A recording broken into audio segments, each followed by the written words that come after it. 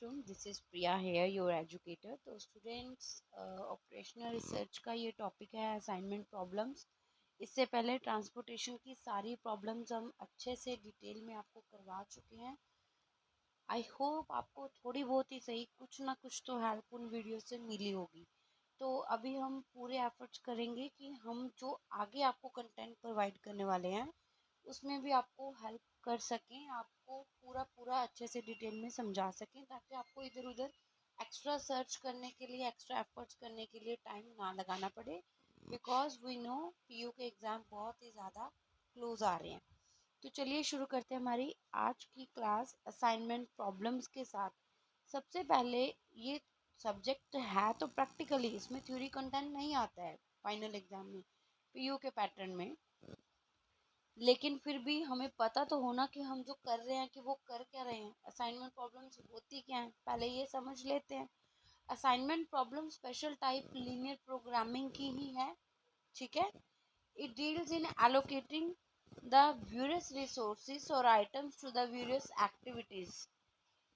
Okay, इसमें हम क्या करते हैं कि अलग अलग तरह के जो हमारे पास रिसोर्सेज पड़े हैं, जो हमारे पास एक्टिविटीज हैं, हम उनको असाइन करते हैं। इस तरीके से असाइन करना है, इस तरीके से हमने अपने सोर्सेज को, हमने अपनी एक्टिविटीज को करना है, ताकि जो हमारी कॉस्ट है और जो हमारे टाइम्स हैं, हमारे जो एफर्ट्स हैं, वो मिनिमाइज हो, वो कम से कम लगे।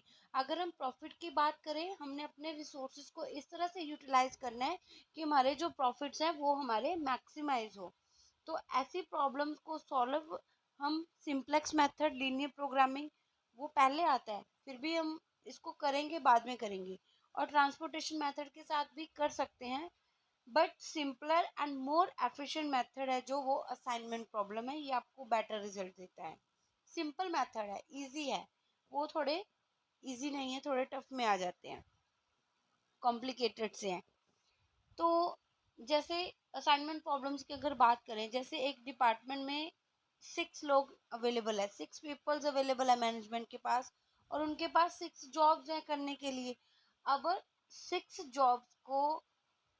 जॉब्स के लिए पर्सन्स को हायर करना है, कौन सा पर्सन कहाँ पे हमने हायर करना है, सो दैट कि हमारा कंपनी का ज़्यादा से ज़्यादा फायदा हो सके। ठीक है, यहाँ पे वर्ड फायर नहीं आना, हायर आना है। तो हमें अपनी जॉब को अलग अलग पर्सन्स को असाइन करना है, ताकि हमें वो ज़्यादा से ज़्यादा कमा के दे सकें, या हमारे लिए वो कुछ कर सकें। तो जो बंदा जो क्वालिटी का होगा, अगर वो बहुत जल्दी जल्दी काम कर लेता है, तो हमें उसको उस जॉब पे रखना चाहिए। अगर वो थोड़ा लेजी है, तो हमें उसको उस तरह से जॉब जॉब देनी चाहिए, है ना। तो जैसा बंदा जिस जॉब के लिए फिट बैठेगा, उसको वैसी जॉब देनी है, ताकि हमारा टाइम, हमारे एफर्ट्स, हमारी कॉस्ट है जो वो मिनिमाइज हो सके। ठीक है, अब इसकी और एग्जांपल देखते हैं। जैसे खाली ट्रक हमारे अलग अलग सिटीज़ में है, 1 2 3 4 5 6 अलग अलग सिटीज़ में है। हमने नीड के अकॉर्डिंग हमने अलग अलग शहरों में अपने ट्रक्स को भेजना है। ठीक है, अलग अलग शहरों में भेजना है। तो हम ये कैसे पता करेंगे, हम असाइनमेंट प्रॉब्लम से ये देखेंगे कि हमें कौन सा ट्रक कौन सी सिटी में होना चाहिए, कौन सी सिटी में हमें भेजना चाहिए, ताकि हमारी जो टोटल डिस्टेंस है वो कम पड़े, हमारी कॉस्ट है जो वो मिनिमाइज हो। अगर हम मार्केटिंग की बात करें, मान लो कोई मैनेजर है, वो अपनी सेल परफॉर्मेंस एस्टिमेट करना चाहता है, एस्टिमेट ऑफ सेल परफॉर्मेंस देखना चाहता है अलग अलग टेरिटरी में। तो वो किस तरह से अपने सेल्समैन को अलग अलग टेरिटरी में असाइन करेगा।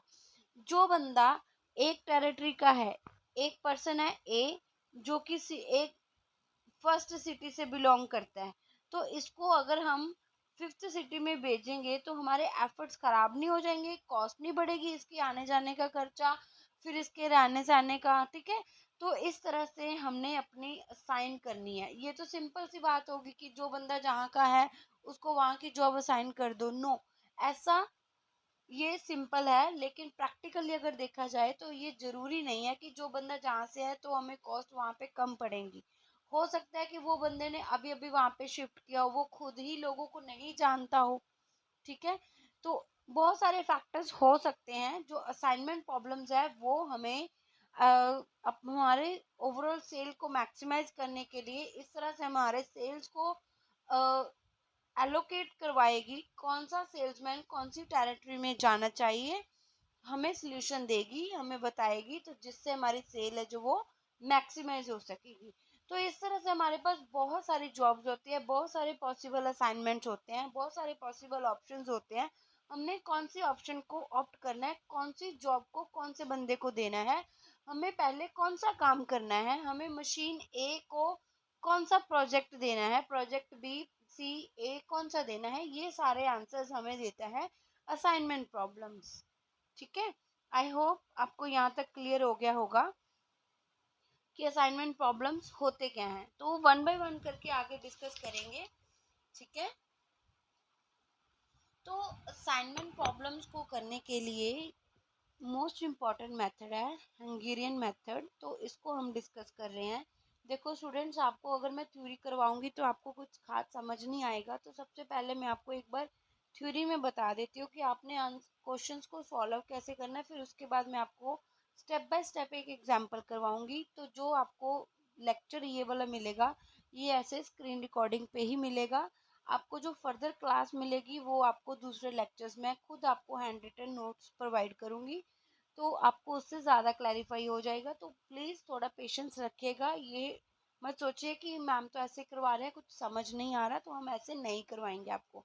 खाली ये इंट्रो क्लास है, तो इसलिए आपको मैं इस तरह से करवा रही हूँ। तो चलिए शुरू करते हैं। हमारा मेथड है जो वो मेन कैसे करना है। सबसे पहले स्टेप वन आपने देखना है, किसी भी असाइनमेंट प्रॉब्लम को सॉल्व करने के लिए सबसे आपको रो और कॉलम मैट्रिक्स दिया होगा। सबसे पहले ये श्योर करना है कि जो कॉलम मैट्रिक्स है वो सेम होना चाहिए, इक्वल होना चाहिए, इनइक्वल नहीं होना चाहिए। अगर रो है तो फोर ही कॉलम होने चाहिए आपके, फोर फोर का मैट्रिक्स होना चाहिए, फोर थ्री का नहीं होना चाहिए। अगर अनइक्वल होगा तो आप वहाँ पे डमी क्रिएट करोगे जैसे हमने ट्रांसपोर्टेशन में किया था। ठीक है, तो स्टेप वन में सबसे पहले आप फर्स्ट रो देखोगे। फर्स्ट रो की बात कर रहे हैं, पहली रो देखो, उसमें सबसे छोटा एलिमेंट देखो, स्मॉलेस्ट कॉस्ट एलिमेंट देखो, उस रो में सबसे छोटा कौन है। ठीक है, फिर उसको वो वाली रो में से माइनस करते हुए चलो। Subtract the smallest element from each element in that row. Single row की बात कर रहे हैं, सारी रोज की बात नहीं कर रहे हैं। ठीक है, उसी रो में से हमने माइनस करना है। As a result there shall to at least one zero in each row of this new table. तो जो हमारे ऐसा हमने सारे रोज के साथ करना है। पहले हम फर्स्ट रो देखेंगे, फर्स्ट रो में जो सबसे छोटा होगा उसको बाकी वाले एलिमेंट्स में से माइनस करते जाएंगे। फिर सेकंड रो पे जाएंगे, सेकंड रो में सबसे जो छोटा होगा उसको बाकी एलिमेंट्स में से माइनस करते हुए जाएंगे। ठीक है, इस तरह से हमने सारी रोज को चेक कर लेना है। और कंडीशन ये है कि जब आप माइनस करते हो सबसे छोटे में से कम आपको उस नए टेबल में एक जीरो तो मिलनी चाहिए। अब सबसे छोटा रो में अगर टू है, टू में से टू माइनस करेंगे तो वहां पे क्या बन जाएगा, जीरो बन जाएगी, तो हमें जीरो ही क्रिएट करनी है। ठीक है, अब चल रहे हैं हम आगे नेक्स्ट स्टेप टू पे। स्टेप टू में हमने सेम यही चीज कॉलम में करनी है जो हमने स्टेप वन में करी, कि सबसे पहले छोटा देखो, उसको माइनस करो और एक जीरो क्रिएट करो। तो अभी हमने रो की बात नहीं कर रहे, हम अपने कॉलम की बात कर रहे हैं। Locate the smallest element in it. पूरे कॉलम में देखो सबसे छोटा कौन है, उसको स्मॉलेस्ट एलिमेंट को बाकी एलिमेंट में से माइनस करते हुए चलते जाओ। ठीक है, इस तरह से आपके पास जो नया टेबल बनेगा उसमें से रो और कॉलम में से कम एक तो जीरो होगी ही होगी। There would be at least one zero in each row and column. ठीक है, of the second reduced cost table, इसको रिड्यूस्ड कॉस्ट टेबल बोलते हैं। अब हम मेन काम पे आएंगे, तो जो हमारा जो काम है वो है असाइनमेंट देना। Assignment for the reduced matrix obtain from step one and step two. जो आपने स्टेप वन और स्टेप टू करके नए वाला टेबल बनाया है ना, उसको हमने असाइन करना है। ठीक है, उसमें हमने असाइनमेंट देनी शुरू करनी है। तो हम सबसे पहले रो को एग्जामिन करेंगे सक्सेसिवली आगे चलते हुए, until A row with exactly 1 0 is found. हम पूरी रो को देखेंगे, जहाँ पे हमारे पास कम से कम एक जीरो भी होगी तो हम उस जीरो को स्केयर दे के हम उसको क्या करेंगे, असाइनमेंट असाइन कर देंगे। उसके बराबर रो में और कॉलम में, रो में और कॉलम में जितनी भी जीरो होंगी वो क्रॉस होती हुई चलेंगी।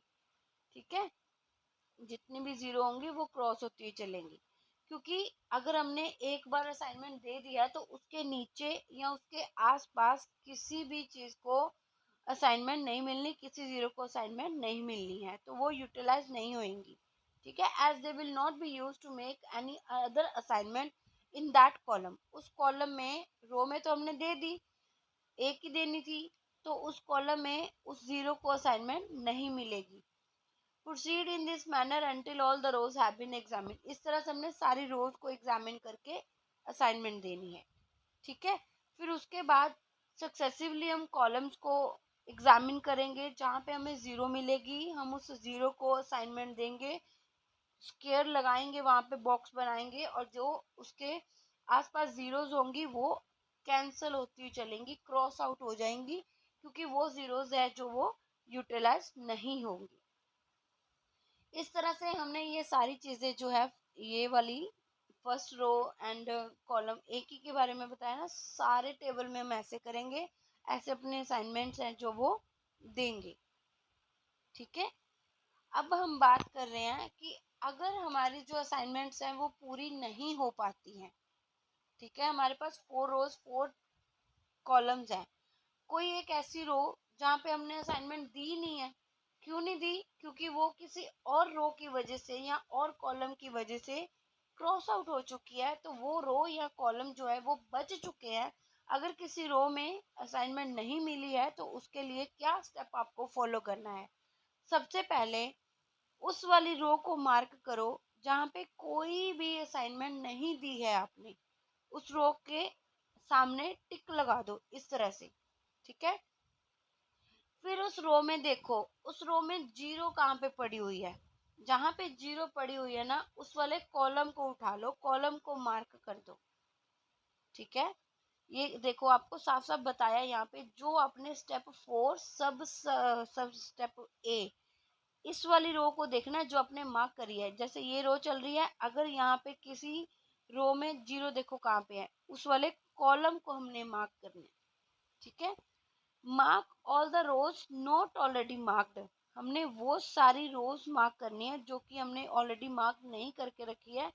That have assignment in the marked columns, जिसमें असाइनमेंट हमने दे के रखी है, वो वाले ये कॉलम भी उठाया था ना, उस कॉलम में देखो कि कौन कहाँ पे हमने असाइनमेंट दी हुई है, हमने उसको भी मार्क कर लेना।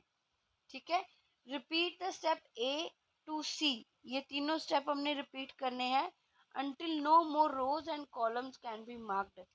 अगर नीड है किसी और रो को और कॉलम को मार्क करने की, तब तक हमने ये स्टेप हमारा करना है। उसके बाद हमने क्या करना है कि स्ट्रेट लाइंस लगा देनी है जहां पे हमने कोई भी मार्क नहीं लगाया। All unmarked rows and columns, जहां पे हमने मार्क नहीं लगाया उसके ऊपर हमने लाइंस लगा देनी है। ठीक है, अब मैं आपको one by one step by step इसी एक ये सारे स्टेप्स को एग्जांपल के साथ करवाऊंगी। ठीक है, थोड़ा वेट करो। तो देखो, ये आपके पास प्रॉब्लम है। A workshop contains 4 persons available for the work on the 4 jobs। 4 jobs हैं और 4 persons available है, ABCD 4 persons available है हमारे पास। ठीक है, only one person can work on any one job, एक ही बंदा किसी जॉब को कर सकता है। तो ये आपको टेबल बताया गया है, आपने इस तरह से पर्सन्स को जॉब्स देनी है ताकि हमारी जो कॉस्ट है वो मिनिमम हो। ठीक है, तो सबसे पहले देखो ये वाला मैट्रिक्स आपके पास, मैट्रिक्स पूरा इक्वल है, 4 रोज है हमारे पास, 1 1 2 3 4, ये रोज होती है और ये कॉलम्स होते हैं, और हमारे पास कॉलम्स भी कितने हैं, 4 हैं। ठीक है, चलिए आगे चल रहे हैं। From the given problem find out the cost table. Note that if the number of region is not equal to the number of destination, then dummy origin और डेस्टिनेशन मस्ट बी एडेड। तो यहाँ पे हमारे पास 4 रोज 4 columns हैं, तो हमें यहाँ पे कोई भी डमी क्रिएट करने की जरूरत नहीं है। ये हमारी ऑलरेडी बैलेंस्ड प्रॉब्लम है, ये हमारी अनबैलेंस्ड प्रॉब्लम नहीं है। तो सबसे पहले हमारा फर्स्ट स्टेप यही रहेगा कि हमने यही चेक करना होता है कि हमारी जो प्रॉब्लम है वो बैलेंस है या अनबैलेंस्ड है। ठीक है, तो फिर उसके बाद हम स्टेप 2 में जा रहे हैं। स्टेप 2 में हमने क्या देखा था, क्या सीखा था कि हमने रो देखनी है, टेबल की रो देखनी है और सबसे छोटा एलिमेंट हमने फाइंड आउट करना है और उस एलिमेंट को बाकी एलिमेंट्स में से माइनस करना है। ठीक है, ताकि हमारे पास हर एक रो में कम से कम एक जीरो तो हो। अब देखो, थोड़ा सा इसको मैं ऐसे कर देती हूँ। ये आपके पास टेबल है, रोज देखो, इसमें सबसे छोटा कौन सा है, 20। ठीक है, अब उसके बाद इसमें सबसे छोटा कौन सा है, 15, 19, 17, 21, 24। इसमें छोटा कौन सा है, ये वाला 17। फिर छोटा कौन सा है, 23। 20 में से 20 गए 0, 25 में से 20 गए 5। इस तरह से हमने सारे मैट्रिक्स को ही चेंज कर देना है। तो ये आपके पास नया मैट्रिक्स बन गया, 0 5 2 8 0 3 8 2 2 0 4 7 2 0 1 1। आई होप यहाँ तक आपको क्लियर हो गया होगा कि जो हमारा सबसे छोटा एलिमेंट है उसको हमने बाकी एलिमेंट्स में से माइनस करना है। तो ये हमारा स्टेप 2 भी हो गया। ठीक है, अब हम जा रहे हैं स्टेप 3 के ऊपर, जो कि हमने कॉलम में से सबसे छोटा देखना होता है। In each column of the table find out the smallest cost element. तो ये कॉलम है, कॉलम में से हमने देखना है, कहाँ से देखेंगे, ये वाला जो नया टेबल बन गया हमारा। इसमें सबसे छोटा कौन सा है, 0। इसमें क्या है, 0। इसमें सबसे छोटा कौन सा है, 1। 1 में से 1 जाएगा तो क्या आ जाएगा, 0। इसमें सबसे छोटा कौन सा है, 1। 1 में से 1 जाएगा तो क्या आएगी, 0। तो यहाँ पे जो माइनस करके आना है वो तो आना ही है। तो हमें कम से कम एक 0 तो चाहिए ही चाहिए हर रो में, हर कॉलम में। तो ये आपके पास कॉलम को ही सॉल्व करके नया मैट्रिक्स आ गया। तो हमने अपना स्टेप 3 और 2 बहुत अच्छे से कर लिया। हमने अपनी रो रिडक्शन कर ली और कॉलम भी रिड्यूस कर लिया। तो अब आप चेक कर सकते हो कि हमारे पास इस रो में 0 है, इसमें भी 0 है, इसमें भी 0 है, इसमें भी 0 है। तो ऑलमोस्ट सारे कॉलम्स में भी 0 है हमारे पास। तो अब हमारा क्या टास्क रहने वाला है, असाइनमेंट डिटरमिन करना। हमने असाइनमेंट देनी है। तो असाइनमेंट देने के लिए आप क्या करोगे कि आप धीरे धीरे चलते जाओगे। सबसे पहले फर्स्ट रो को देखो, जहाँ पे आपको 0 दिखाई देती है, आप वहाँ पे असाइनमेंट दे सकते हो। ठीक है, तो ये वाला मैट्रिक्स वैसे ही हमने ड्रॉ कर लिया, तो हमने इस तरह से इसको साइन कर दिया। अगर ये वाली 0 साइन हो रही है तो इसके साथ नीचे वाली सारी जीरोस क्या हो जाएंगी, कैंसिल हो जाएंगी। तो इस वाली रो में कोई 0 नहीं बची। अब आगे चलो, तो ये तो एक सेकेंड, यहाँ पे 2 दिखाया हुआ है, तो ये क्रॉस यहाँ पे करना था इन्होंने, तो गलती से ये यहाँ पे हो गया।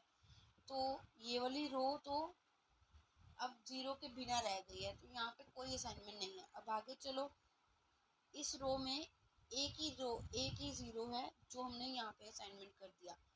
तो इसके ऑपोजिट जो भी 0 होगी वो कैंसिल हो जाएगी। अगर ये कैंसिल हो चुकी है तो इसके बाद यहाँ पे 2 जीरोज हैं।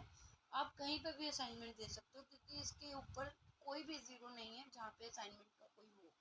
ठीक है, तो हम दोनों में से किसी को भी दे सकते हैं। तो हमने इसको असाइनमेंट दे दिया, तो ये वाली 0 कैंसिल होगी। अब जो मेन टास्क रहता है ना इन क्वेश्चंस में, वो यही रहता है कि जहाँ पे आपकी असाइनमेंट्स नहीं हो पाती है, आप वहाँ पे 0 कैसे क्रिएट करते हो। अब हमने इसी को समझना है। तो सबसे पहले हमने क्या कहा था कि फर्स्ट ऑफ ऑल आप उस रो को मार्क करो जहाँ पे कोई भी 0 नहीं, कोई भी असाइनमेंट नहीं हो पाई। ठीक है, आप सबसे पहले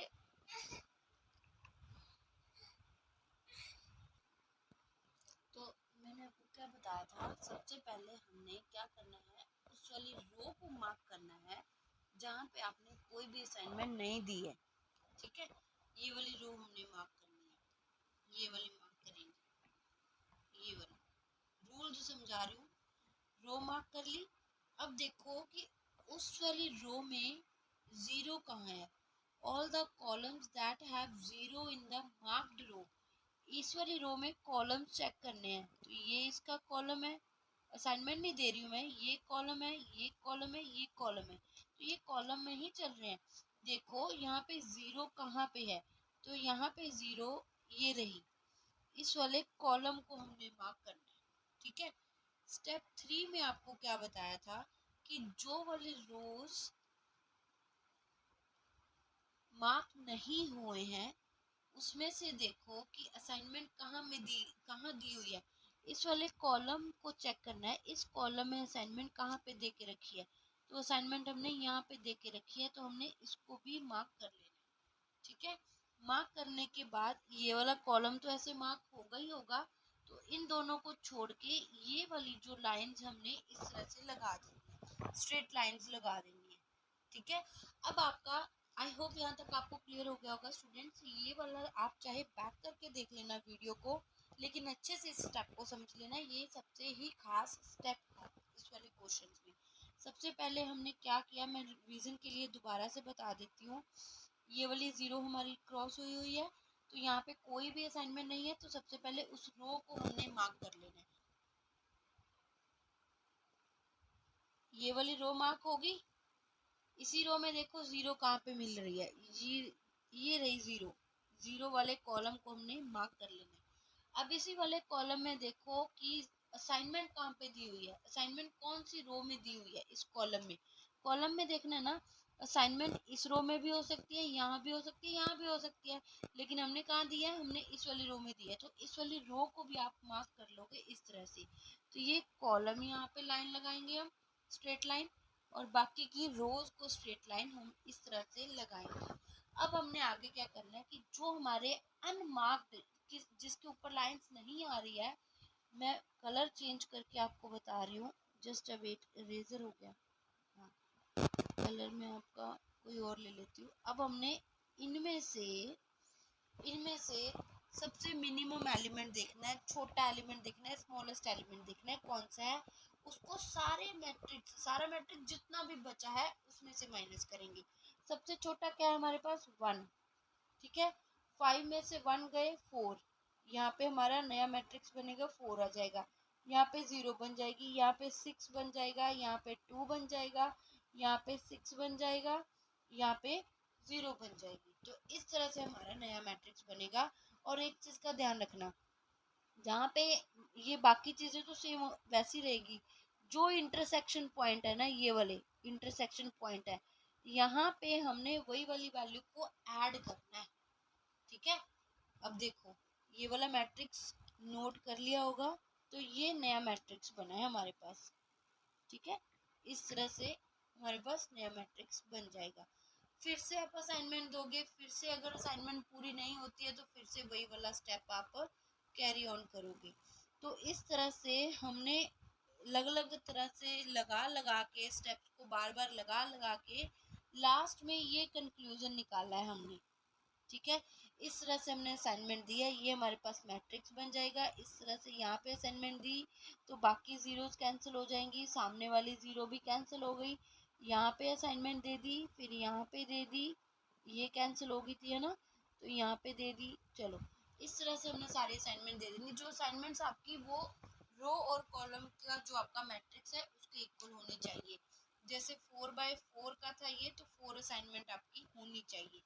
ठीक है, अब उसके बाद एट द एंड आप क्या करोगे, जैसे ए पर्सन है जो उसको हमने फर्स्ट जॉब दी, बी पर्सन है उसको हमने फोर्थ जॉब दी, सी पर्सन है उसको हमने सेकंड जॉब दी, डी पर्सन है उसको हमने थर्ड जॉब दी, सबको जॉब मिल गई।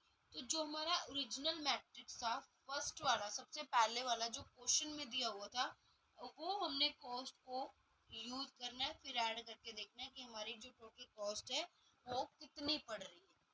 ठीक है, अब स्टूडेंट्स मैंने ये दो स्टेप्स जो है, दो मैट्रिक्स जो है वो मैंने स्किप किए हैं, वो मैंने आपको यहाँ पे नहीं बताए हैं। अगर आप खुद करना चाहो तो इस वाले क्वेश्चन की स्टेटमेंट नोट करो, आंसर 78 आता है, करके देखो। ये जो हमारा रोज वाला यहाँ पे जो हमने लगाया था ना, रोज वाला जहाँ पे असाइनमेंट नहीं बनती है, तो यहाँ से शुरू हुई थी ये जर्नी। तो कि यहाँ पे हमने मार्क करना है, ठीक है, फिर कॉलम मार्क करना है, फिर वो कॉलम में से जहाँ पे असाइनमेंट दिया है वो मार्क करना है।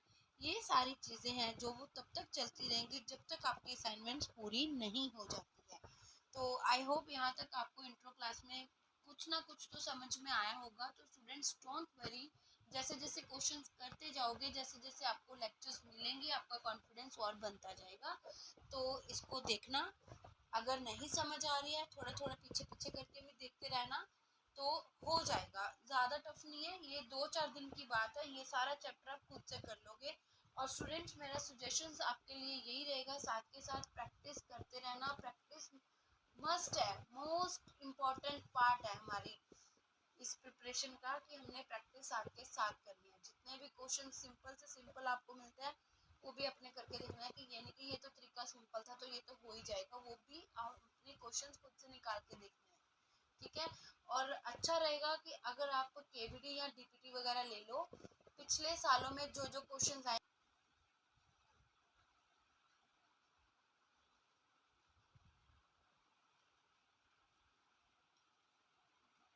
पिछले सालों में जो जो आए हुए हैं उनकी रिवीजन करो। मेरा फोन लॉक हो गया था तो इसलिए मैं बीच में से चुप हो गई थी। चलो कोई बात नहीं, चलो ठीक है, मिलते हैं हमारी कल वाली क्लास में। अगर लेक्चर्स अच्छे लगते हैं तो प्लीज़ लेक्चर्स को, वीडियोस को लाइक करना, शेयर करना, एंड मुझे मोटिवेट करते रहना। चैनल को अभी तक सब्सक्राइब नहीं किया तो प्लीज़ चैनल को सब्सक्राइब भी कीजिए, और अपनी फीडबैक भी दीजिए, चाहे वो जैसे भी है, पॉजिटिव नेगेटिव कुछ भी है, आपको जो भी लगता है, क्योंकि मेरे लिए ये दोनों ही ज़रूरी है, पॉजिटिव भी और नेगेटिव भी।